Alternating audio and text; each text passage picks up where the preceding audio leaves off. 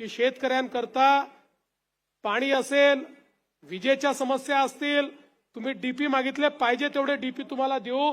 आणि दुसरं तुम्ही सांगितलं काही शेतकऱ्यांनी या ठिकाणी सोलर करता पैसे भरले आहेत, पुढच्या 15 दिवसामध्ये अशा शेतकऱ्यांना त्या ठिकाणी कनेक्शन हे देण्याचं काम आम्ही निश्चितपणे करू।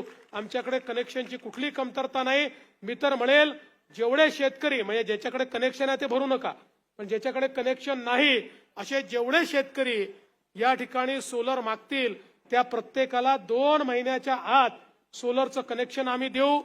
आता आपण बाकी आपल्या फिडरचं सोलरायझेशन सुरू केलेलं आहे, त्याच्यामुळे येत्या काळामध्ये आमच्या शेतकऱ्यांना 365 दिवस दिवसाची 12 तासाची वीज ही आम्ही त्या ठिकाणी देणार आहोत। त्याची व्यवस्था ही आम्ही केली आहे।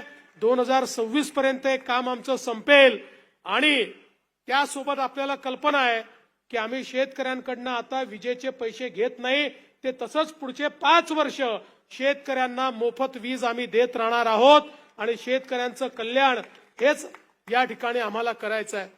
सीसीआयच्या खरेदीच्या संदर्भात तुम्ही सांगितलं, निश्चितपणे मी याच्यात लक्ष घालेन। शेतकऱ्यांनाही माझी विनंती आहे की काही वेळेस काही शेतकरी, सगळे नाही, काही शेतकरी थोडा सबग्रेड माल आणतात आणि त्याच्यामुळे इतर शेतकऱ्यांचं देखील नुकसान होतं। ज्यांचा चांगला माल आहे तो मालही या सबग्रेड मालामुळे त्या ठिकाणी थांबतो। त्यामुळे असं करू नका। निश्चितपणे मी स्वतः केंद्रीय मंत्र्यांशी बोलेन आणि सीसीआयची थांबलेली खरेदी ही तात्काळ आपण सुरू करू। शेतकऱ्यांचा माल हा कुठल्याही परिस्थितीमध्ये त्याच्या घरी राहणार नाही, तो विकत घेतला जाईल, अशा प्रकारचा आमचा प्रयत्न असेल। आज या निमित्ताने मी जास्त बोलणार नाही, कारण इथनं मला कुस्त्यांना जायचं आहे आणि समजा मी तिथे उशिरा गेलो तर गिरीश भाऊ मला इथेच चित करतील, त्याच्यामुळे त्यांच्या चेहऱ्यावरनं दिसतच आहे म्हणून त्यांनी स्वतःचं भाषण या ठिकाणी केलं नाही, रक्षाताईंचंही केलं नाही, गुलाब भाऊंचंही केलं नाही, थेट मला मैदानात उतरवलेलं आहे।